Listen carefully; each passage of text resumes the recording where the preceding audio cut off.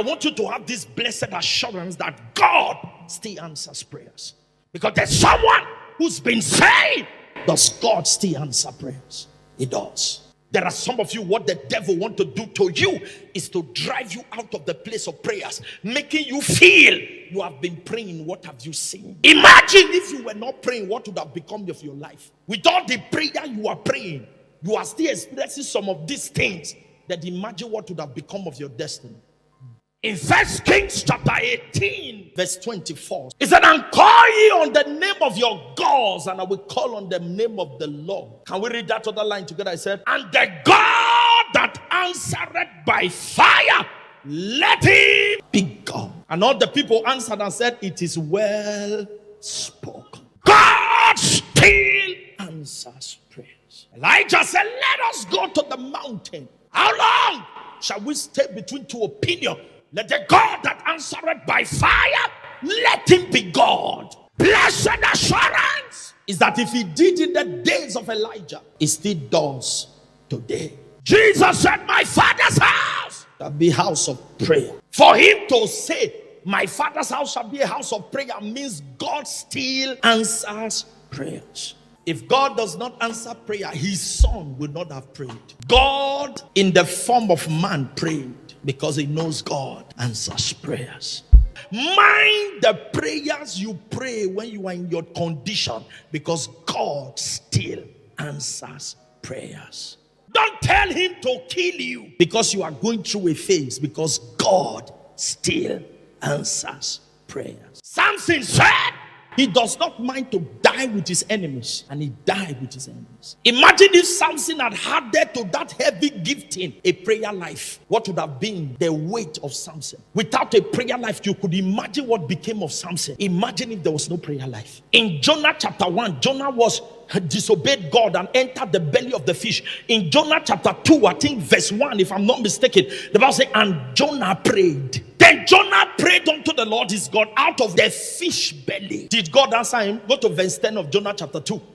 And the Lord spake unto the fish, and he did what? Vomited out Jonah unto the dry land. Do you know the beauty of this thing? Is that when the fish vomited Jonah, he vomited Jonah in his destination, in the place of his assignment. This condition is to redirect you to God's original purpose for your life. It's not to kill you. A lady being humiliated, as it were, by several guys in a relationship, looked up to the hills and cried out against marital settlement. When her eye clear, it took heated deliverance to reverse that midnight cry. Mind your prayer point. He said, for whatsoever you say to my ear, that will I what? So be careful. Don't tell God you want to die with the enemy because of the condition you find yourself. Have this blessed assurance that God still answers prayers. So what's that supposed to do to you? Don't get out of the place of prayers. One of the things the devil targets in your life, he wants to target your righteous stand with God, because he knows as long as you are still righteous, there is something about your destiny that cannot be thwarted. That's why he said to Job, do you still uphold your integrity? Because if Job had lost his integrity, he would have lost his life. Don't lose God. There's a limit to which Satan can attack you, as long as your stand with God is still intact. So when Satan have this blessed assurance that you are coming out, Satan wants to shake your righteous stand. Satan wants to touch your service to God. Satan wants to touch your covenant practice with God. Satan wants to touch. Many times when Satan comes, that thing that dears God to you is what Satan goes for.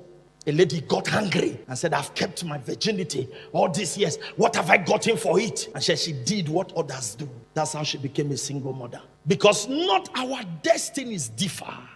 The mistake others will make 100 times and they will go free. There are people, if they make it once, they are in trouble. In Matthew 11:28, God still answers prayer. He said, come unto me, all ye that labor and are heavy laden. He said, what? I'll give you rest. How do you come to God? You come to him in what? In prayers. Number 2, his word can never fail. Psalm 119 verse 89 is a land forever, O Lord. Thy word is settled in heaven. If it's settled in heaven, it has settled the earth. It said, for the word that has gone out of his mouth shall not return to him void until it accomplished forever. O God, thy word is settled. Every one of you hearing the sound of my voice, listen to me. If God said it, just hold it. That's all you need to reign in life. When God talks, stop looking at your condition. If God looks at this chair now and says this chair is white, can God lie? Is this chair white? Do you know what will happen to the chair? The chair will do what? Will turn to white. The chair will take the form of God's word. Because when he created the heavens and the earth, he didn't create with caterpillars and bulldozers. He said, let there be light, and there was light. So God cannot lie. If God says this chair is white, stop looking at somebody saying, are you sure God is telling us the truth? Is this God? I'm seeing blue. Why is God saying the chair is white? There's something about the chair that you don't see that God saw. So when God says it is white, keep watching. The chair will turn to white. Because the chair will take the form of God's word, because God cannot lie. So when God says it is done, it is done. Stop comparing God's word versus your doctor's report. That's why he said, whose report shall we believe? God is telling Sarah, you will be pregnant. Telling Abraham, your wife will be pregnant and bear a son. And the Bible says, and Sarah laughed. Why did she laugh? Because I believe, permit me to use my words, that she has an understanding of her doctor's report. What is this man talking about? Eat and go. Can you be telling a woman of about 90 years that she's going to bear a son? Bible said, for against hope, he believed in hope, and it was counted unto him for righteousness. He believed in hope because the womb of Sarah was dead. His body was feeble.